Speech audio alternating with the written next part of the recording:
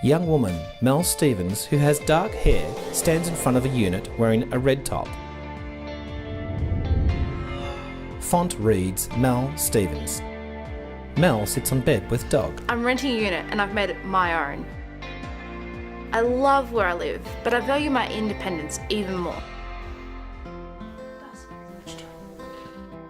My guide dog Darcy and I make a great team, but technology also plays a significant role in my daily life. There is a history of blindness in my family. My vision is virtually non-existent now, but I can see light and dark. Mel holds family portrait and fades to black. My mother had me do orientation and mobility camps for children before my vision disappeared completely. We learned things like travelling skills, public transport skills, and long cane skills. I also studied Braille and print while I could still see. I keep up my long cane and other such orientation skills because my dog can get sick or batteries on my equipment can go flat, and I don't want to get stuck at home. Mel walking in the park. I recently went to Tokyo on a blind tennis trip and I couldn't take Darcy, so having my cane skills meant that I could still be independent. My iPhone is amazing. I use Apple's screen reader called VoiceOver, so when I move my fingers up and down the screen, it tells me what I've got them on. Creativity folder, 6 apps. Education folder, 4 apps. Entertainment folder, 5 apps. I'm the resident photographer in our family. So to keep up my skills, I use the iPhone to tell me what's in the photos. When I scroll through photos, VoiceOver can tell me how many people there are and describe obvious features. Photo, tennis, racket, landscape, slightly blurry, image. It makes it a lot easier to make sure I'm putting the right photos on my Facebook page or to send important photos to my friends. It even recognises emojis. Smiling pile of poo. Face with tears of joy. Mel holds up phone with cheeky smile. I can access an ATM in 2 different ways. The first is by plugging in a pair of headphones so that it reads out my selections to me. Welcome to NAB's Audio Enhanced ATM. Insert your card with the embossed side facing upwards. Or I can set up a 1-button favourite transaction that I don't require headphones for. Mel in kitchen. The ID Mate scans things that have a barcode and it tells me what they are. This is important, especially if there are 2 products that feel exactly the same. Campbell's Country Battle Potato and League 505G. Mel at kitchen table reading. I love to read, but Braille books can be really cumbersome. The Bible has 18 volumes. When I read books, I use a device called my Victor Reader Stream.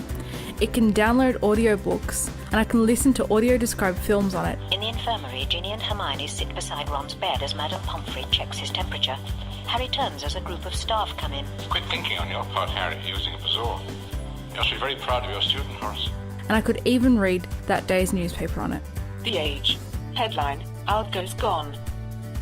Back in the early 2000s, Nokia and a software company released a camera phone that I can use to read my letters and bills. I take a photo of the text and within a few moments, the phone converts the written characters into speech. Taking picture. Guide Dogs Victoria would like to invite all our very special Pumpkin Pound members to attend our Meet the Pups event. It can't do handwriting, but it will warn me if my photos are off centre. Camera is 3 degrees counterclockwise relative to the page. Text cut off on right and left. I love getting out and exploring.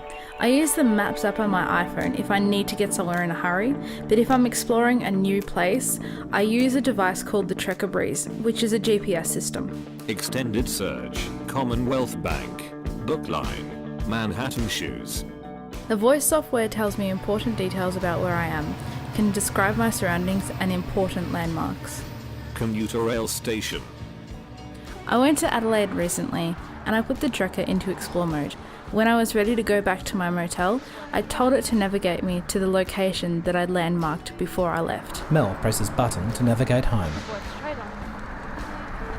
Along with my cane, I carry a mini guide, which uses infrared beam to locate obstacles. Mel finds car parked across the footpath.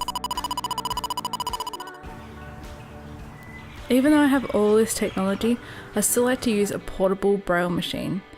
Braille is my way of expressing myself. But me being me, my Braille device has a few added features. I can connect to YouTube, Google, social media. I can even use word processing and email and many other programs on it. Search results, SBS TV blind tennis coverage. Few have confronted the challenges facing Krista. It uses Braille input and the output Braille display is refreshable. My biggest love though is riding horses. At the moment I'm training so that one day I can train horses. To keep me orientated, I put a common metronome in each corner of the arena so that I know when to turn. Honestly, there are a million ways to get over the challenges. Sure, I had to find ways of doing things differently, but my pet hate in life is relying on others to do stuff. Close-up of Darcy looking forlorn. What good would it be if I couldn't communicate with my family via email or talk to my Facebook friends? I reckon I'd wind up pretty damn miserable. Without all this technology, I'm not sure that I could live on my own quite as easily. I couldn't go down the street and explore and catch trains. I couldn't read books, mail or bills. I couldn't read emails or communicate with my friends, nowhere near as easily as I can now. If you can find me another blind person who does all this stuff that I do without technology, I'll eat my hat. I'm ready for each challenge that you throw at me. I guess technology just gives me a life. Mel in the park on her knees, patting Darcy. Credits. This digital story has been prepared in partial fulfilment of the requirements for the degree of Doctor of Philosophy for Rebecca Jamal at Monash University. This story has been produced by the Summer Foundation. This project is funded by the Transport Accident Commission through the Institute for Safety, Compensation and Recovery Research.